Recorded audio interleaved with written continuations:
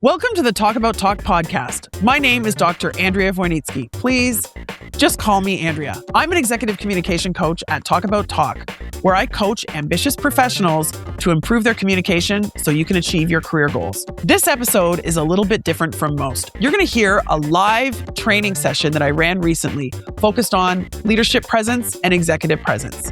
In this episode, you're going to learn my framework for leadership presence, and you're going to hear 5 different strategies that you can choose to adopt to help you boost your leadership presence. You'll also hear live questions from the audience for this session. I hope you enjoy it. Here we go.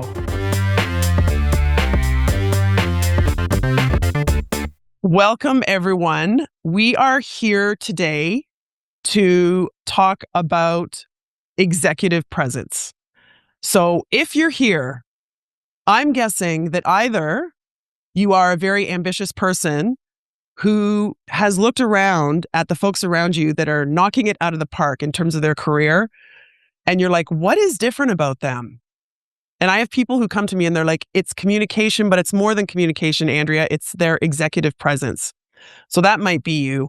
And or you may have been told by someone, maybe a mentor, or maybe even your boss. It might have come up in your annual review that you need to work on developing your executive presence. I hear this a lot from folks. So the good news is I do a lot of thinking and writing and coaching about executive presence. I'm going to be encouraging you in the next hour to start to think about executive presence in a little bit of a different way, but a way where you can get traction. So here's my promise to you. I'm going to share with you a framework for how you can think about this sometimes nebulous topic or vague topic, you could say, in a way that can really help you get traction in developing your executive presence. And I'm also going to share with you, for those of you who know me, I'm a big fan of the power of 3, but I'm actually going to share with you 5 different strategies or tactics that can help you establish this elusive executive presence. And so my challenge to you is to identify which 1 or 2 of these 5 that I'm sharing with you that you can adopt for yourself. So consistent with being, focused on the power of 3, we're really going to go through 3 things. First of all, we're going to talk about what executive presence is. And this is where I think I might surprise some of you with how I think about defining executive presence. The second thing is that I'm going to share with you the 5 different ways of establishing executive presence. And the third thing is I'm going to share with you an opportunity for you to work with me. It's a program that I have to help people establish their executive presence and beyond. And then we're going to open it up for an open Q&A, which is truly, it's become my favorite part of doing these live coaching sessions. So, as I said, some people are sent to me by their boss to work on their executive presence, and some people proactively come to me.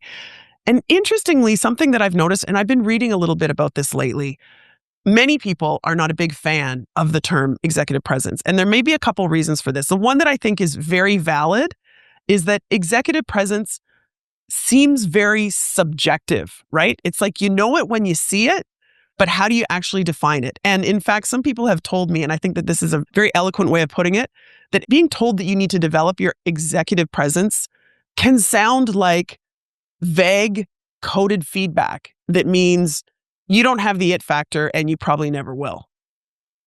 I've heard those exact words from a couple of my clients, and they're like, Andrea, I need to figure this out. And I'm like, it can be subjective, but we're going to turn it into something that's a little bit more tangible or quantifiable, like real skills.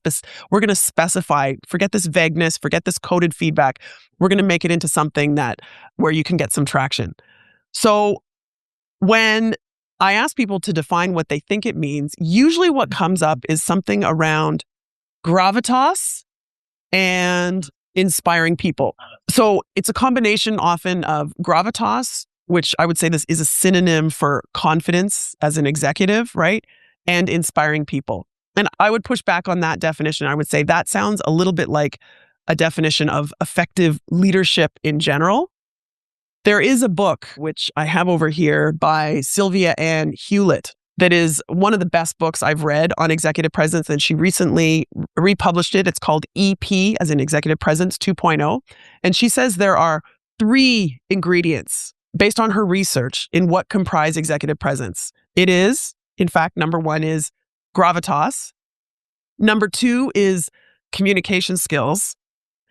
And number 3 is what she calls how you show up. So your physical presence. And it's kind of in that order, right? So if you're going to do one thing, it's establishing gravitas, and then it's communication skills, and then it's how you show up. When I read this book, I thought to myself, for those, I see some people in the room here that I've coached before. You probably know that I coach people on all of these topics. I would consider gravitas and confidence to be a communication skill. Of course, communication skills are communication skills, and how you show up is certainly a communication skill. So I say, great, executive presence is all about communication. So that's why we're here, and that's why I'm here to coach you. I want to read to you the definition from Sylvia Ann Hewlett's book about what she says executive presence is. It's something to think about here. She says, executive presence is typically perceived as consisting of 3 elements in descending order of importance: gravitas, skillful communication, and the right appearance. And she tells a story about showing up for her first job interview out of college dressed completely wrong, and how she attributes that to the fact that she didn't get the job. So a lot of people say, well, how I dress doesn't matter. It matters. People see you often before they hear a word that comes out of your mouth. So I would say this is a great start. But based on my years of coaching hundreds of ambitious professionals and leaders and aspiring professionals and leaders, I've noticed a trend, and I'm going to share a framework with you. I'm also going to encourage you to think about this executive presence in a different way. So I'm going to start sharing my screen here. I want you to rethink executive presence because of the issues that I said before, that it may be vague coded feedback. Some people also say when they think of executive presence, they think of like an old school 1990s dictatorship, authoritarian style male standing behind a podium in a blue pinstripe suit. I know some of you, I see some names where we were hanging out in those days, and that was what an effective leader with executive presence looked like, okay? So I'm encouraging us now to rethink this and maybe call it leadership presence. And I would say leadership presence, because that's really what we're aspiring to, right?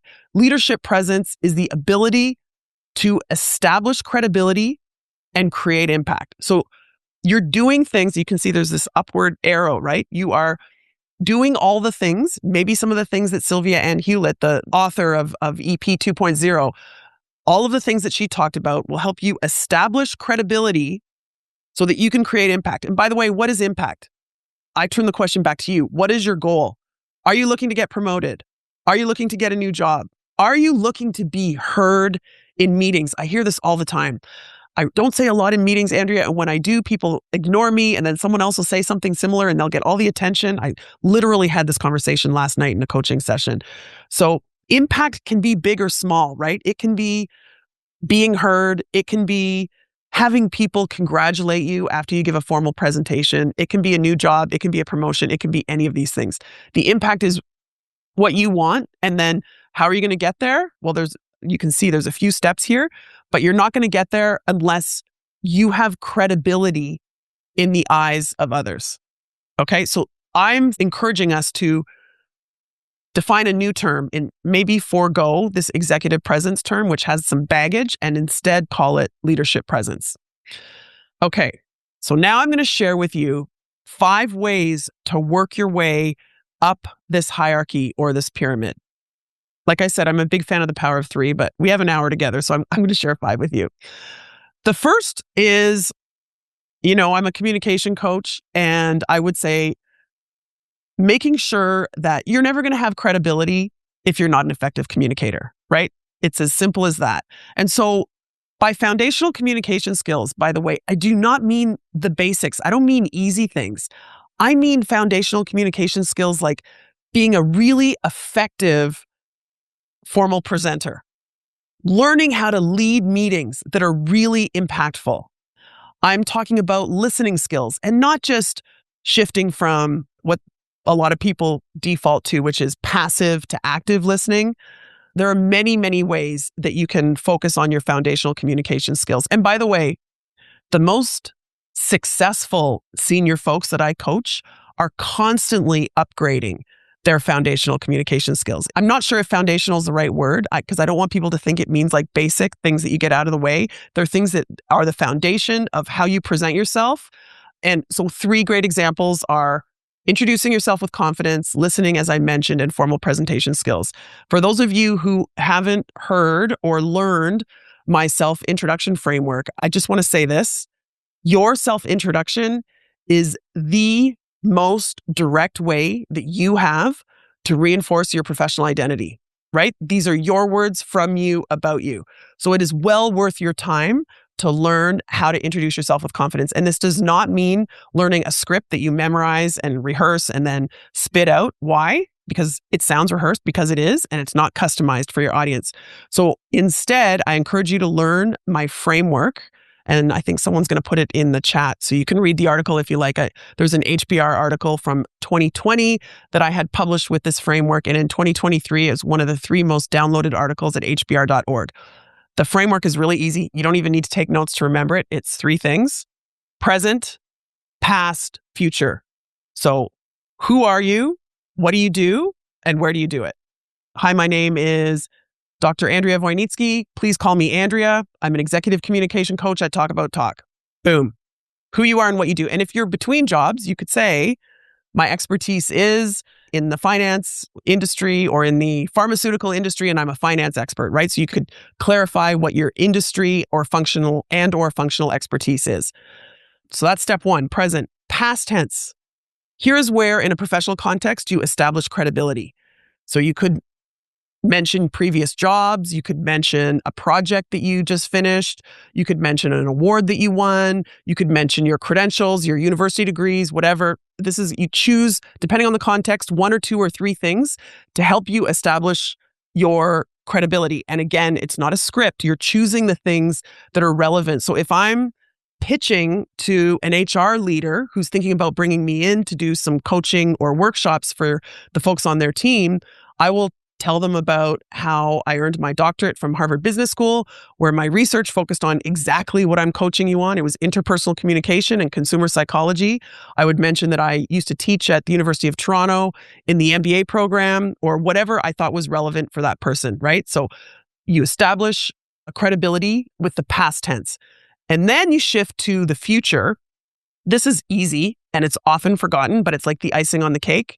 1 or 2 sentences where you demonstrate enthusiasm about the future. Like, I'm really excited to help all of you establish executive presence or leadership presence so your careers can skyrocket.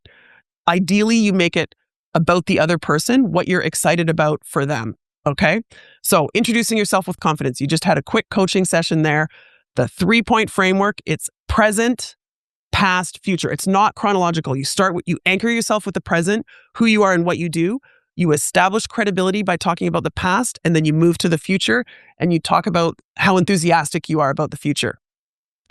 This is a foundational communication skill. I encourage you to try this framework if you haven't already as soon as possible, and it'll become a life skill. The next time someone says, let's go around the table or around the screen and introduce ourselves, you'll probably do what I do and go, oh gosh. And then you'll say, I have a framework, and you're going to nail it.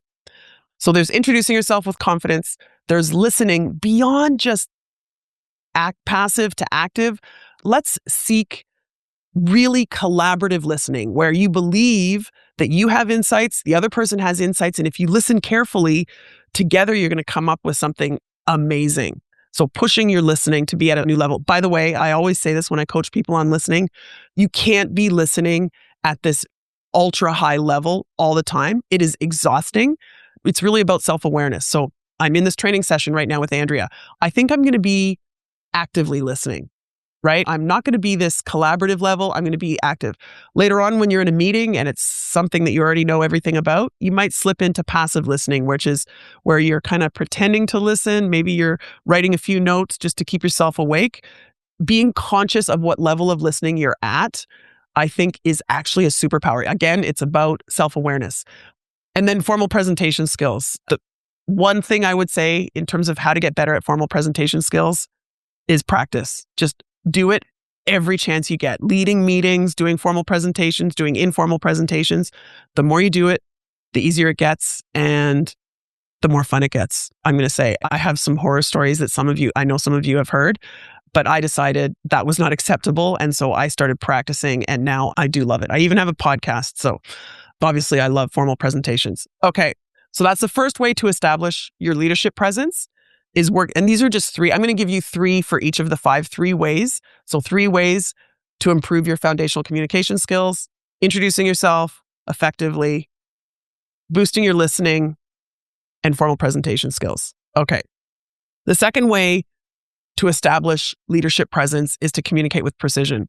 Now, I would say that precision counts as a foundational communication skill, but when I was pulling this together for us today, I wanted to pull this one out because of this very interesting insight. I think it's interesting. Folks that are more junior in their career often come to me saying, Andrea, I have imposter syndrome and I need some help speaking up. It's like they want to speak more. And then the more senior and successful folks that I coach actually say the opposite. They're like, Andrea, I ramble sometimes and I need you to help me communicate with precision. I want to speak less, but with more impact. So I have this pair of scissors here. This is about brevity, so taking up less airtime, and clarity. So making sure that you are really clear. So I, of course, have 3 suggestions for how you can do that. The first one that I always say when people come to me seeking precision in their communication, this is the most important thing you can do. Speak in headlines. Use headlines. What does that mean?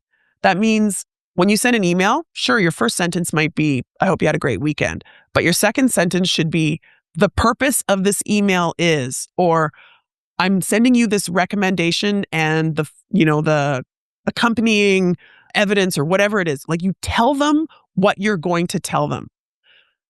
I recently came up with this kind of saying that I have to explain this, which is, if you're writing a screenplay or you're writing a novel, suspense is great. But suspense is not an effective strategy in business. Do not rely on suspense. Instead, tell them what you're going to tell them right away. So speak in headlines. The second thing here is the power of 3. If you know me, if you've listened to my podcast, if you've seen my posts on LinkedIn, if you know me at all, you know that I'm a huge fan of the power of 3. I even have 3 kids. And the power of 3 is actually grounded in science. So 3 is, I hope, your default whenever you're wondering how many. Why? Because 3 is balanced. Think about a tripod, right? You need 3 legs, or a stool with 3 legs. It's balanced. 3 is enough that it sounds like a trend. So it's substantial or substantive, but it's not overwhelming. And 3 is easily memorized. It's memorable or easy to recall. Remember, in the self-introduction framework, it's 3 steps, not an accident. Whenever I ask myself, how many whatever should I include? I always say 3. And if 3 is not enough, make it 3 groups of 3. So I'm writing a book right now about some of the material that you're hearing today. And I have 3 parts, part 1, part 2, and part 3. And each of them has 3 chapters. So use the power of 3. This will help you in communicating with precision because you'll tell people with your headline, here's my recommendation. And then you'll say, there are many reasons why this is the right way to go, why this is my recommendation. I'm going to share with you 3 reasons. As soon as you tell them that, you're anchoring the people that are listening in basically how long you're going to talk. And then you say, the first thing is blah, blah, blah. The second thing is the blah, blah, blah. And imagine if you hadn't told them that you were going to use the power of 3 and you just started listing things. After 2, people start to go, how much longer is she going to keep talking? Right? So tell people it's the power of 3, follow the power of 3, and then you can restate what the 3 things are. Okay. The last way that I'm going to suggest that you communicate with precision is what I call tracking the ratio. So what do I mean by this?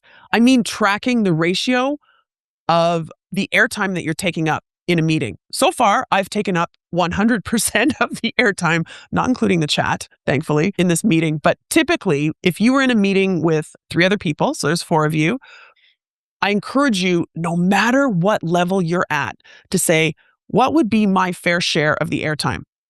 It would be 25% if there's 4 of us. And then say, typically, do I speak too much or not enough? If you don't speak enough, try to take up 25% of the airtime. If you're the leader, you should probably be speaking less. So you should say, I want to keep it down.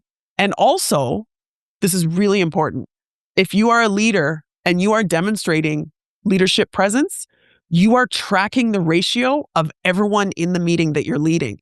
And if someone's not speaking up, you can very gracefully encourage them to do so by saying something like, Jane, I notice you haven't said anything yet. And I also know that you have a great expertise and background in whatever the area is.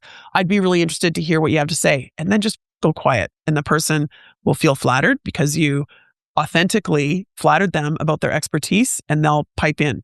So track the ratio, whether you speak not enough or too much. And if you're a leader, track the ratio of everyone in the room and make sure that all of the people in the room are meeting participants, not just meeting attendees, right? If someone's sitting there and they're not saying a word and you really don't need them to say a word, then I say they shouldn't even be in the meeting anyway. You can send them the minutes later, right? Okay, so that's the second of 5 ways to establish leadership presence. The third is communicating with confidence. So remember, in my definition of leadership presence, it's establishing credibility so you can create an impact. How do you establish credibility? A big factor in driving credibility is your confidence. It's how you feel and how other people are perceiving you.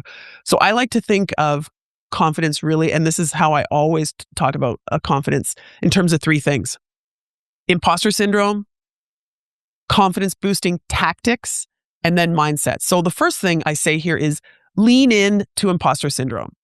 There's so much research about imposter syndrome. And the thing that may surprise all of you is even in the original research, this term was coined based on research on successful people. Successful people feel imposter syndrome. So lean into it. And furthermore, if you're not feeling imposter syndrome, one of 2 things is probably true. Either you're arrogant, you're done learning, and or probably not, there aren't that many arrogant people. So I'm going to say, or more likely, you're not pushing yourself. So I get a lot of calls from folks who have just got a big promotion and then their confidence plummets. And they're like, Andrea, I need help. I don't know why, but I'm feeling this imposter syndrome. And then they tell me that they just got this big promotion into a different area. And I say, your imposter syndrome is because you're pushing yourself to learn new things. You should celebrate that. So lean into imposter syndrome instead of that. When you feel that icky feeling, I feel it in my chest, like adrenaline, right? I feel like someone kind of punched me in the chest. And when I feel that, instead of thinking, oh gosh, I have imposter syndrome and letting myself go into a downward spiral, I say, you know what? That's the spark of positive energy that I need to shine in this workshop that I'm coaching right now. And successful people put themselves in situations where there are high stakes. So imposter syndrome is a good thing. Then the next 2 are the tactics and mindsets, that different things work for different people. But the one thing you need to know as you're experimenting with different ways of improving your confidence is that confidence can be learned. Trust me, I have epically failed in the confidence department and been able to build my confidence based on using some of these tactics. So in terms of tactics, I would say things like being expansive. I'm holding my arms out here. Being expansive. Confident people take up space. So whether you're seated around the boardroom table or standing in front of a room, remind yourself that confident people take up space. And the 2 illustrations that kind of prove this. One is, think about Trump. I'm not going to get political here, but think about pictures of Trump in the Oval Office, right? He's manspreading. I see photos all the time. He's got his arms out. He's got his legs out. He is taking up space. Now, I don't know that he's doing it on purpose, but he's showing that he is confident and credible in that room. So that's one example. And the other example that I think of is, remember when you were back in college or high school and the teacher would ask a question and then they'd turn around and look. And if you didn't know what the answer was, you'd try to make yourself really small, right? We kind of hide. Versus if you knew the answer, you'd be like, oh, at least, well, some people would, right? So those are great examples of how we make ourselves small when we don't want to be seen and how we make ourselves expansive. So the tactic of making yourself expansive is a big one. Slowing down your breathing is such a simple and hugely effective way of boosting your confidence. I've read this research in detail, and here's the insight. If you slow your exhale in particular, your brain says, hang on a second, I'm not gasping for air. Everything must be okay. And then your blood chemistry will actually change. Your stress hormones will stop being produced and you'll feel less stressed out. So if you're up on stage and you feel this shot of adrenaline, it's not like you're going to be heavy breathing into the microphone. However, you can quietly slow your exhale, knowing that that will boost your confidence. And then there are confidence boosting mindsets. Things like really focusing on learning.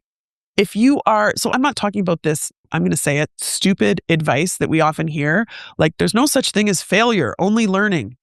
Come on, you can fail. But if you are genuinely, authentically focused on learning all the time, especially in these high stakes contexts, you really can't fail. In fact, the story of your epic failure, like the one of me failing when I was on stage, can become part of your story and catapult you into future success. So one of the mindsets that I encourage people is really think about a growth mindset, really leaning into that lifelong learning mindset. And another mindset that I know works really well is focusing on your personal brand, your unique strengths, focusing on your superpowers. So in the research on social psychology, they talk about global self-esteem. So generally, how confident are you? And then they talk about domain-specific self-esteem. So my question for you is, and you might want to write this down right now, in what areas do I feel confident? Where do I know I have skills, expertise, and passion that adds value in my organization or in my career? If you focus on these things, your confidence will be elevated. And the research shows that when you focus on your domain-specific expertise, your self-esteem in those areas goes up, and then your global self-esteem also goes up. So, I mean, this is a lot of social psychology talk for focusing on your superpowers. Before you go out on stage, remind yourself of what you're good at. So I remember many years ago, for the first time, I was getting in front of a room with hundreds and hundreds and hundreds of people. And I really didn't, it was an open Q&A. I didn't really know what was going to happen. And I was nervous about the open Q&A in particular. And I said to myself, Andrea, you have academic credentials in branding and marketing. You've spent your career in branding and marketing. You've coached all these people. You've done these workshops. You don't know everything, but you are an expert in personal branding. So anything that they ask you, either you're going to have an answer for, or it's going to be something that you should learn anyway, right? And then I went out there. So remind yourself of what your unique superpowers are. That's a very powerful mindset. Okay. Moving on to the fourth way to establish leadership presence is exactly what I was just talking about. It's developing your personal brand. So there are several things that you can do. If you follow me, you know that I'm talking about this all the time. Why? Because people tell me that this work is some of the most impactful work that they've done in elevating their confidence and also in developing their career. So as I said at the beginning, your self-introduction is the most direct way that you have to reinforce your personal brand. I cannot overstate how important it is to be comfortable and confident in your self-introduction. Focusing on your unique strengths, like I just said, my saying here is unique is better than better. Instead of trying to figure out what everyone in your organization or in an industry is expecting you to do or to call your strengths, ask yourself what your unique strengths are. Unique is better than better. The people around you who are knocking it out of the park undoubtedly are focused on their unique strengths. Okay. And then once you've identified what those unique strengths are, then you shift to communication. This is where in person and virtually, so like in your LinkedIn profile or whatever social media you're on, in your email signature, when you're in virtual meetings like we're in right now. So in person and virtually, and then explicitly, so using words, and also implicitly, how you show up, whatever you have in your background. It's no mistake that I have the corner of my university degree over here. I have some plants. I have my color-coded bookshelf. I have more books here. not an accident. I'm trying to reinforce my brand. Okay. So consistently reinforcing the unique strengths. There's so much more that I could share with you about personal branding, and I'm happy to answer more about that in the Q&A. But that's the fourth way to establish leadership presence. And now we're on to the last one, which is demonstrating leadership. So I don't mean exactly demonstrating leadership presence. There are slightly different things. I mean demonstrating leadership. And I use these words because these are the words that my clients tell me. They meet me for a consult and they say, Andrea, my boss says that technically I have the skills and I'm ready to be promoted and I need to start demonstrating leadership. Those are like the exact words that I hear a lot. And this could be like from a junior position to a middle position, middle to senior. It happens at all levels. I need to demonstrate leadership. And again, this could come across as like vague coded feedback. And many people also say, especially if they're earlier in their career, they're like, it's impossible for me to demonstrate leadership because I'm not the boss of anyone, or I'm only the boss of 4 people. And they want me to demonstrate that I can manage a group of 25 or more. How am I supposed to do that? So here's what I remind you is that there are many, many ways that you can demonstrate leadership. So the obvious one is leading people. And if you don't have a team that's reporting to you, you can still informally mentor other people, and you could even formally coach people by setting up training programs or whatever. So yes, people leadership is a big part of demonstrating leadership. But there's also a couple of other things here. I have proactive leadership, strategic leadership, and thought leadership. So what do I mean by proactive? Well, leaders lead, right? We're not talking about following. We're talking about leading. So when was the last time you had a proactive thought? I'm guessing it happens all the time. Shared it with the group and did something about it. I'm talking about being super proactive. Leaders lead. When you do that, you are demonstrating leadership, right? Strategic leadership. So I often think about, I used to work at Kraft Foods in marketing, and I remember sometimes I'd be in these big meetings where we were brainstorming something or trying to decide on advertising campaign, which campaign we were going to go with, something like that. And the conversation would go off track. And then after a certain amount of time, some very smart person who I would say was demonstrating leadership would raise their hand and say, we're going off track. Let's shift back to focusing on our strategy. Remember the brand strategy, whatever it was. Let's focus on what our priorities are instead of getting distracted. And I remember whenever someone said something like that, I'd always think, gosh, that person is so smart. What a great leader. So when you're presenting your thoughts and when you're in discussions with others, encouraging focus and being sort of principled, like what is the brand strategy? What have we decided the core principles or ideas are that we're going to be pursuing this year?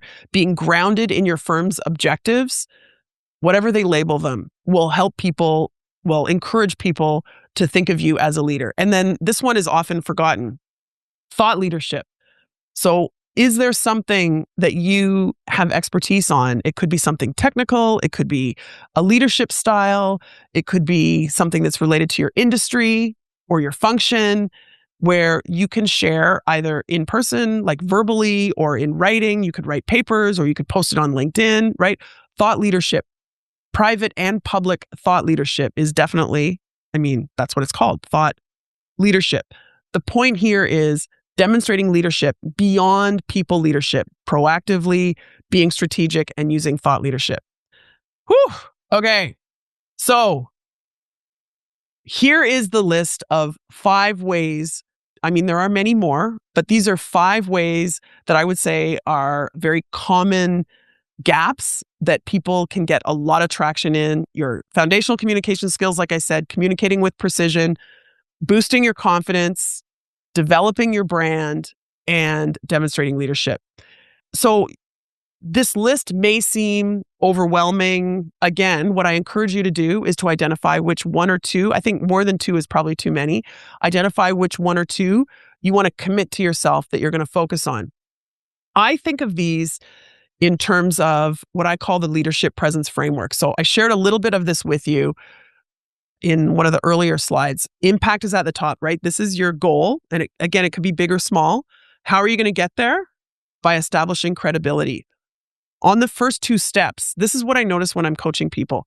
We work on their foundational communication skills, and they tell me, Andrea, by working on my self-introduction, by working on my listening, by working on my formal presentation skills and on, I feel my confidence boosted, right?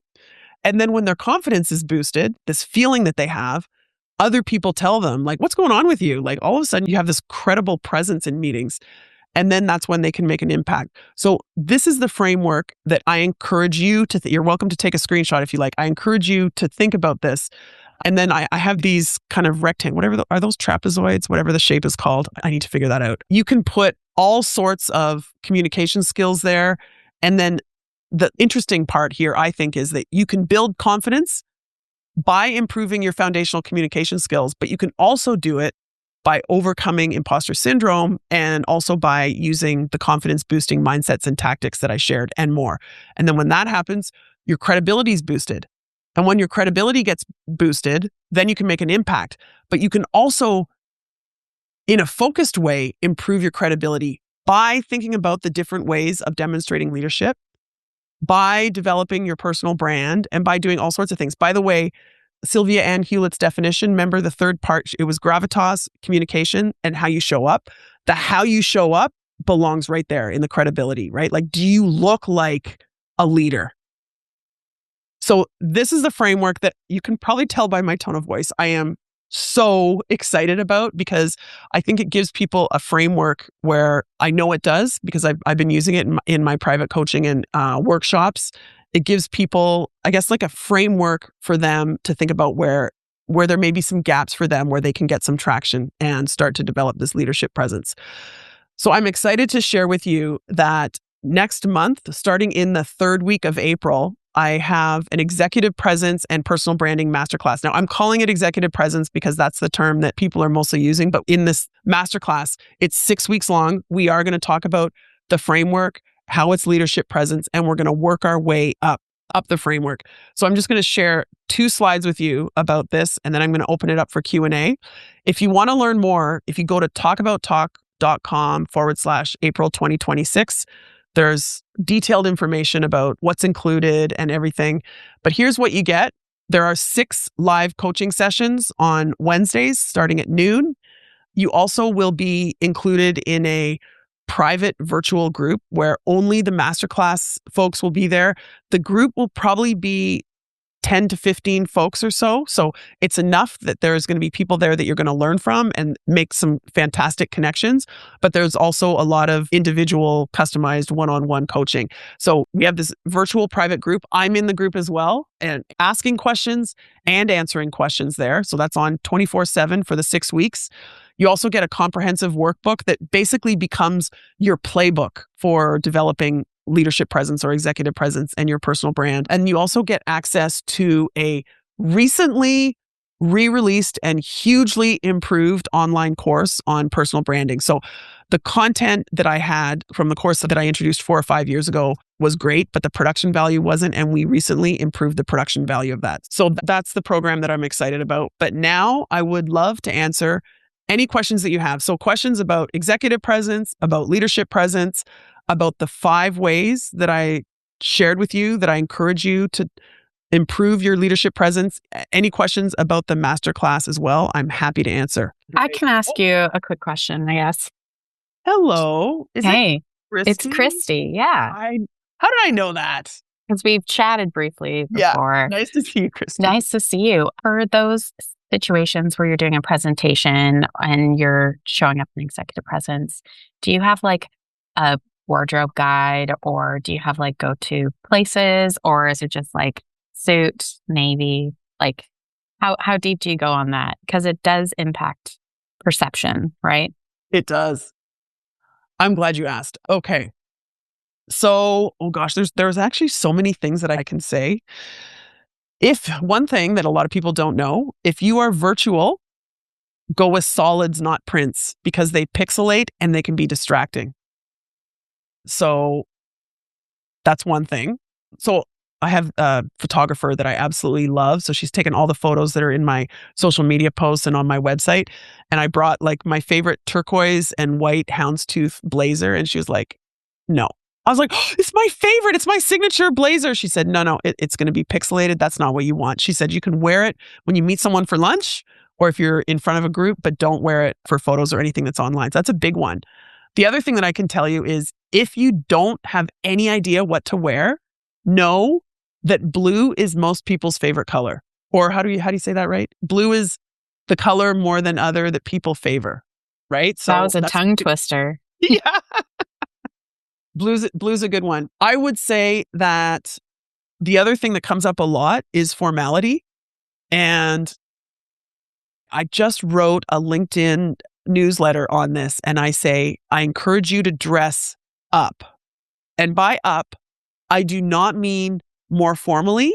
I mean, look at the people who are up from you, who are above you, to whom you aspire to their position. How are they dressing? And you want to be yourself, of course, but think about what they're wearing. I've started to wear like a turquoise blazer with a t-shirt and jeans or pants with really cool Adidas running shoes. I have I have 2 pairs of turquoise running shoes. So you can actually have fun. And I get comments on them like, oh my God, love your shoes, right? Yeah. So I've just started doing that. You don't have to dress up formally, but dress up like the people that you admire. And then in terms of being in front of people, Christy, I would say the most important thing truly is that you feel comfortable and elevated. So comfortable, like, if you have like I have a blazer, actually it's on the couch. I'm pointing to it over there in my room. It's like a bit tight in my shoulders. Like I would never wear it if I was standing in front of a room because as soon as I point up, it's going to be like pulling. So you want to be like comfortable, but you also want to feel elevated. Like if it's a big deal, you want to show up in a way that you feel good. The old saying, when you look good, you feel good. When you feel good, you look good, and then you do good. Like that's the idea. Do you have any other specific questions, Christy, about that? I totally agree on the being comfortable. I do think it shows up. And I do agree because I'm on the marketing side of things. So we do that from a brand and thought leadership perspective. So that's great. And context matters, right? Like dressing up in who you're in front of and who you're talking to. I don't know. I think it would also, like, I like that, like, make it your own. Yeah. Because Yeah. So if you're not authentic, I guess that must show too, right? yeah. Yeah. So I encourage you all to think about what your thing is for how you show up. So for me, it's a color, but that doesn't mean it has to be by the way, I met a woman at a conference and she had an orange jacket, an orange purse. And I said, oh, I love your orange. She said, I wear orange all the time. And it's like my go-to. No one wears orange. So it makes me memorable. And I was like, good for you. So it could be a color. It could be that you always wear a great scarf, or you're really into, even today, ties, maybe not done up all the way.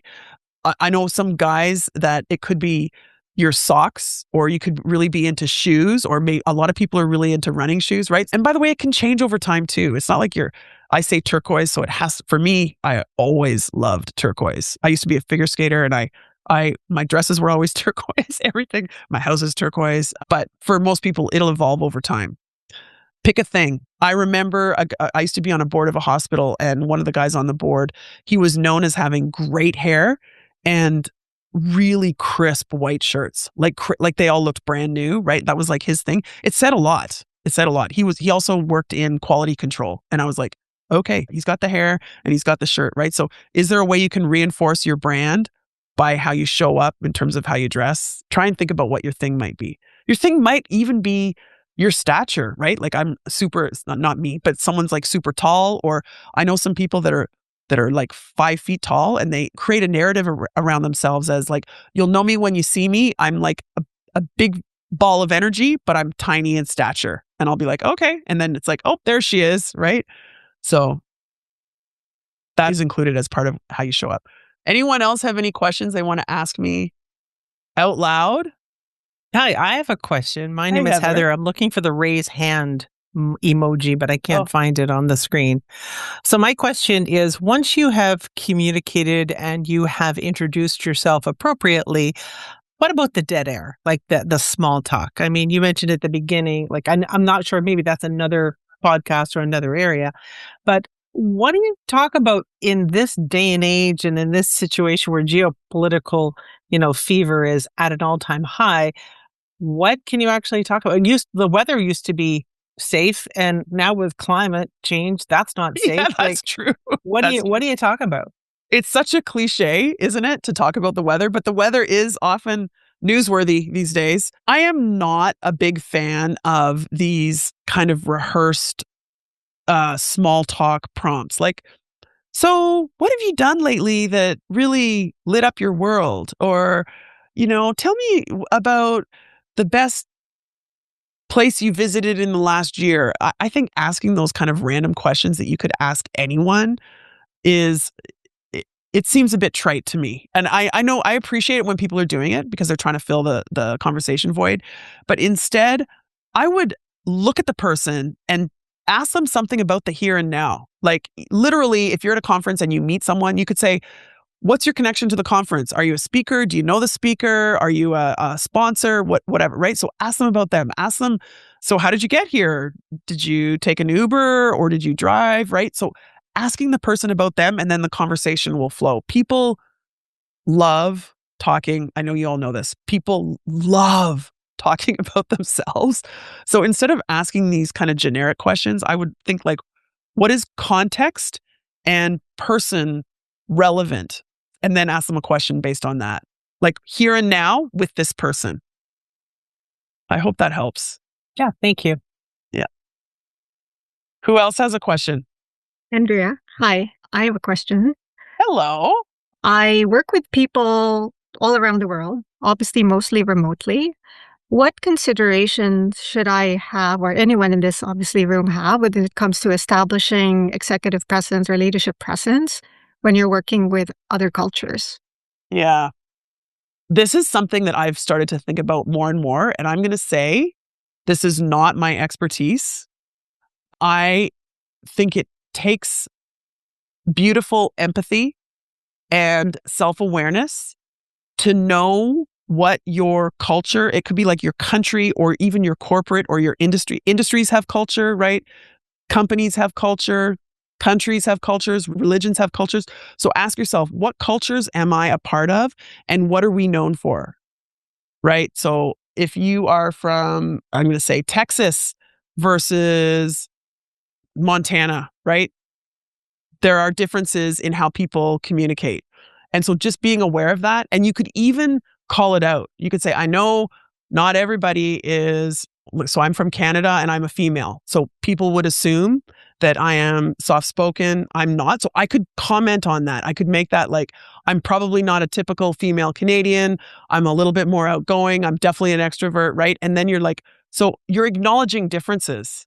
The big thing, Lally, that I would say is, especially when you know there are distinctions in culture, again, whether it's a corporate culture or a country culture, or whatever it is, industry culture, being explicit about it and sharing that you are open and that you respect other perspectives can go a long way. And even when you do that, you can mess up. I have messed up, right? People will say, well, you're teaching this and that doesn't really work in my company culture or whatever. Or you said this and that's offensive. I was in New Mexico about a month and a half ago and I whistled. Like I do this all the time when I'm in work. I did this when I was in the MBA program, teaching in the MBA program. And when I do live workshops, after people are in breakout groups, I will whistle. And I did it twice. And the second time I did it, this guy in the front row had tears rolling down his face and he was like extremely sensitive to sound. And then I saw what was going on. So I didn't whistle anymore. And then I went up to him and he said, I know you didn't do that on purpose, but please. And I said, I am so sorry. Like I violated something for him that was like physically he couldn't handle it. So it's a little bit different from culture. But my point is, if you mess up, address it and you don't need to dwell on it, right? Like you don't need to call the person out. Don't dwell on it, but apologize and make sure that you're course correcting. Thank you very much. Yeah. This is very helpful. Michelle Brown asked, any more tips on how to effectively introduce yourself? So I'm going to say this 3-point framework, which I believe is in the chat. It's also, if you go to the Talk About Talk podcast, whether you're in YouTube or Spotify or Apple Podcasts, if you scroll down, I have re-released the episode on how to introduce yourself many times. It's always a top episode for downloads. Learning this self-introduction framework is actually a life skill beyond the let's go around the table or around the room or around the screen and introduce ourselves. You can use this framework anytime someone says, tell me about yourself. Imagine you walk into a job interview and the first question is, maybe you're just meeting it's a preliminary meeting with a recruiter. Tell me about yourself. You're like, oh boy, like where do I start? And then just use the framework, okay? You can also use this framework, present, past, future, in your LinkedIn profile, in your about section. Your about section should be written in first person. My name is Andrea. You don't have to say your name, but you could say, I am an executive communication coach. I am whatever your title is at organization where my leadership style is. So you're present, and then you can shift to the past. Before I held this position, I worked whatever. You don't want to necessarily, this is a tip, by the way, I would say it's not a mistake, but it is a missed opportunity. When you're talking about your past, be it in your about section or be it in your self-introduction, even if someone asks you about your career journey, you don't have to default to chronology. The number of times people say, when I say to them, in my podcast, I used to say, why don't we start by you introducing yourself to the audience? And then they'd be like, well, I graduated from university in 1997. And then my first role, and I'm like, oh boy, here we go, right? Like, sorry, I didn't ask you for your epic bio. So instead, think about 2 or 3 things that are relevant, right? So my passion and my expertise is this thing. And I used it when I had this role and I had this role and this is what I learned. And my leadership style is blah, blah, blah. And that leadership style was cultivated from years of doing this and this, right? So don't necessarily default to chronology. Again, it's not that it's a mistake. Our brains, they kind of default to chronology, right? In your self-introduction, instead, think about what are your unique strengths that you want to share, and then tell the story about the past to reinforce those things. I hope that helps. Okay. Magdalena, your question is so timely. She says, do these principles also apply outside of corporate, i.e. if you are a business owner? So I used to talk about coaching executives all the time, right? Yes, I'm an executive communication coach. I've recently started to change to say professionals and leaders. You'll probably hear those words coming out of my mouth more often. These skills apply whether you are an entrepreneur, whether you are working in healthcare, like you're a physician or a hospital administrator. These people that I coach, actually a lot of healthcare leaders, and they will say to me, I don't consider myself an executive, but I see the stuff that you're coaching people on, and that's what I need to advance my career. So it's yes. The answer is yes, it is absolutely relevant, and it will help you, Magdalena, establish credibility with your staff, with your partners that you have. I'm sure you have partners that you're collaborating with, and with your clients or your customers as well. So the answer is a big fat yes on that one. Caesar, I'm not sure how you say your name. Leadership is influence, nothing more, nothing less. John Maxwell, love it. And to have the influence, you have to have credibility, right? So I'm just going to say thank you so much for being so active in the chat and here with your questions. I've really enjoyed it, as you can probably tell. And if you want to connect with me, my email, I'm going to give you my email. It's andrea@talkabouttalk.com. If you aren't already connected with me on LinkedIn, please do. I'm on LinkedIn almost every day. I actually love it. I just went on vacation. I forced myself not to look at LinkedIn for a whole week. It was really hard. You can find me on LinkedIn. Again, you can find out more about what I do at talkabouttalk.com. And if you're interested in the masterclass, it's talkabouttalk.com/April 2026. So I tried to make it as easy as possible for you. I would love to hear from you, and you can connect with me in any of those ways. And I hope you have a great rest of your week. Bye.